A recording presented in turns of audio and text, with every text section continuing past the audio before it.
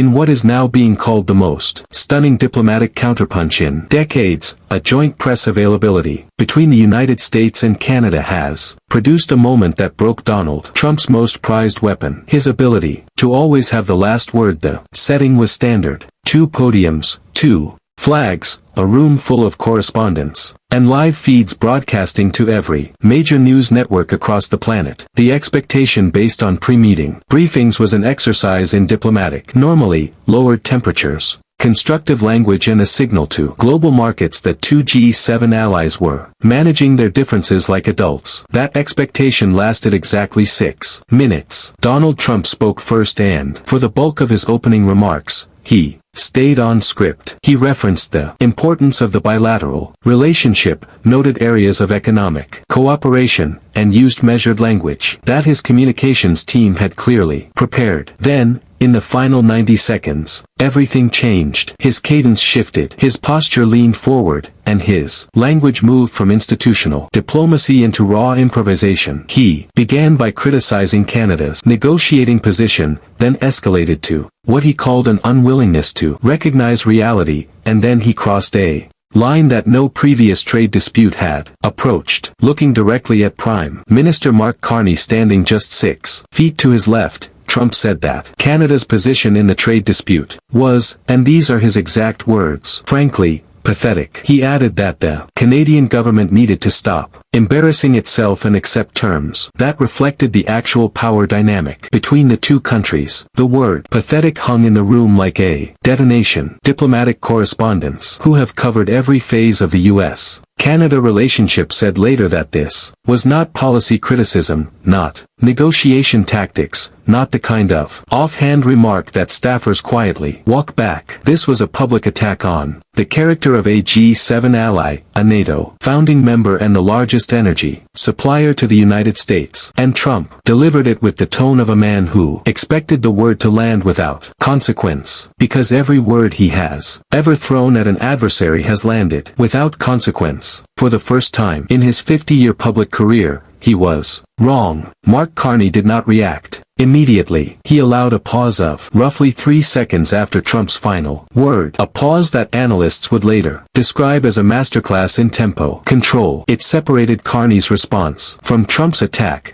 making the reply feel deliberate rather than reactive. It created a moment of silence that amplified the weight of whatever came next. The room leaned in, cameras tightened. Then Carney stepped to his microphone, looked directly into the central camera, and delivered a response that lasted exactly 12 seconds. Here is what he said verbatim. Canada is your largest energy supplier, your closest military ally, and the only G7 nation that has asked you for nothing in 18 months of economic aggression. The word pathetic describes the leader who insults the ally he cannot replace. It does not describe the ally. 41 words. 3 sentences, and then Carney stopped. He did not elaborate. He did not soften the landing with diplomatic courtesy. He stood in silence, expression unchanged, hands still on the podium. What happened next is what transformed a diplomatic exchange into a historic piece of footage. For 11 seconds after Carney finished, Donald Trump did not speak.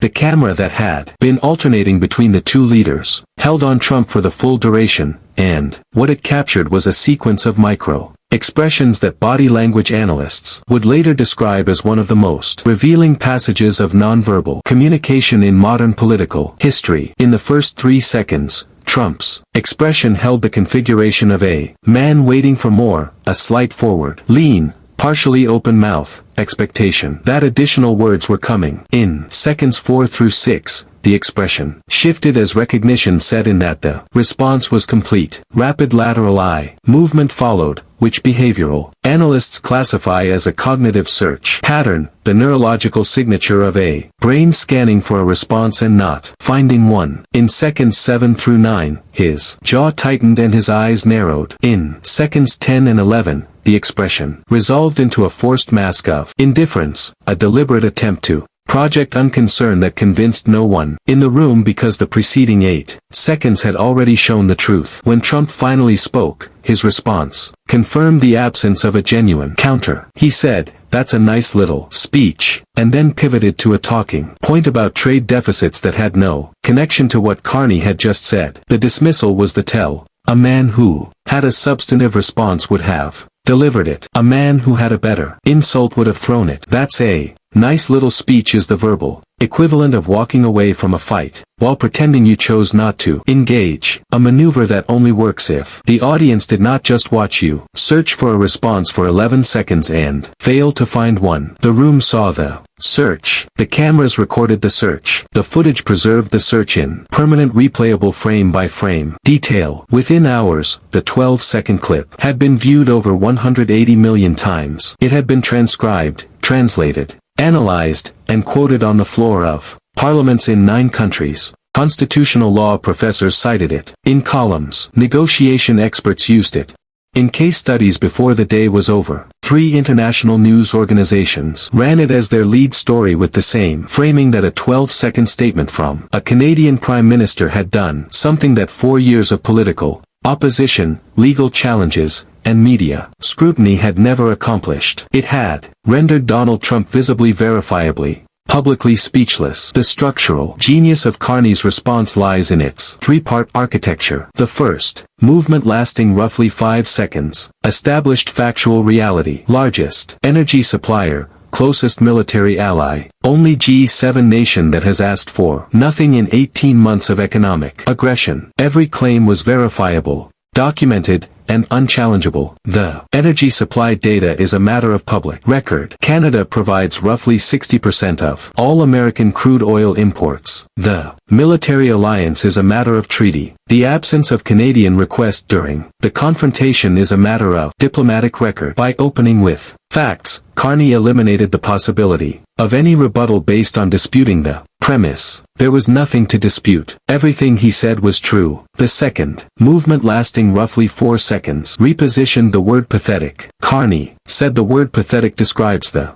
leader who insults the ally he cannot replace. He did not say you are pathetic. He did not return the insult in kind. He took Trump's own weapon, Trump's own language, and redirected it with geometric precision. It was not an insult. It was a classification. It said, "The word you chose is accurate. You simply aimed it in the wrong direction." Responding to a classification is categorically more difficult than responding to an insult. An insult can be returned. A classification can only be disputed, and disputing this classification would require Trump to argue that insulting an ally you depend on for energy security, military cooperation is not pathetic. An argument no audience would accept because the audience could see the dependency and evaluate the insult for themselves. The implication placing Trump inside it. The word had been defined. The definition had been applied. The ally had been excluded from the definition. The only entity remaining inside the definition was the leader who used the word. The logical sequence was complete. There was nothing to add and nothing to rebut,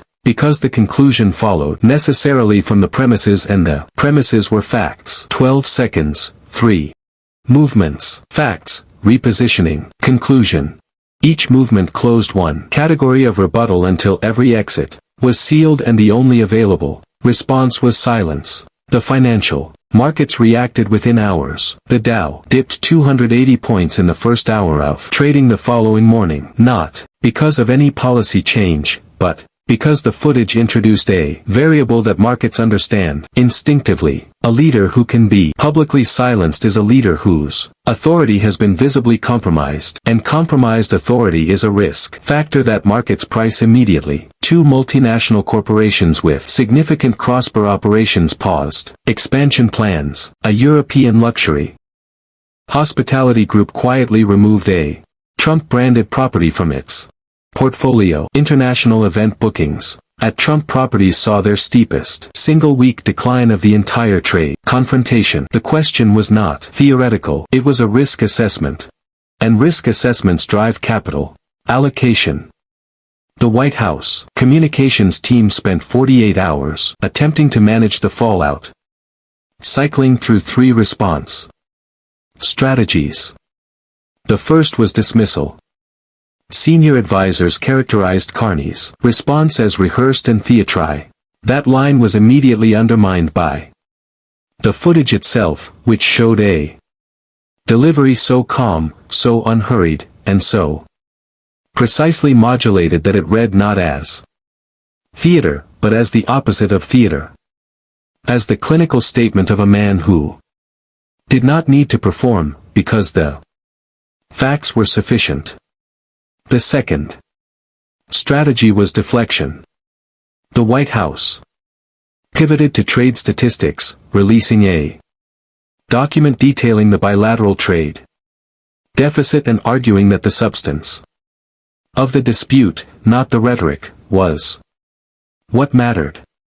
That strategy failed because no major media outlet covered the trade document without leading with the 12-second clip as context, ensuring that every viewer who saw the statistics first saw the footage of Trump being publicly silenced.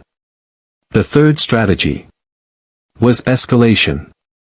Trump posted a series of statements calling Carney weak, calling Canada's trade position untenable and promising consequences that would make previous tariffs look minor.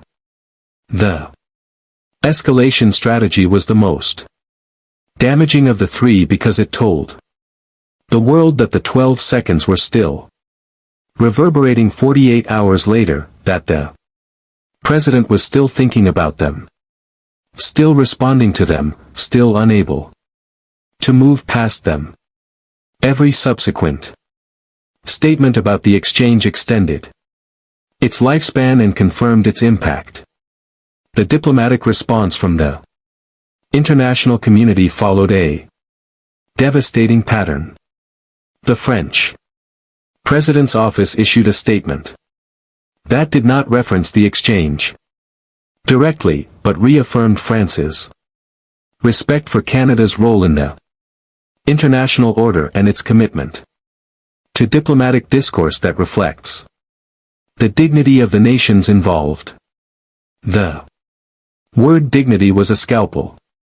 It implied that dignity had been absent from the exchange, and it did not specify which party was responsible, which meant that every reader supplied their own answer. The United Kingdom's Foreign Secretary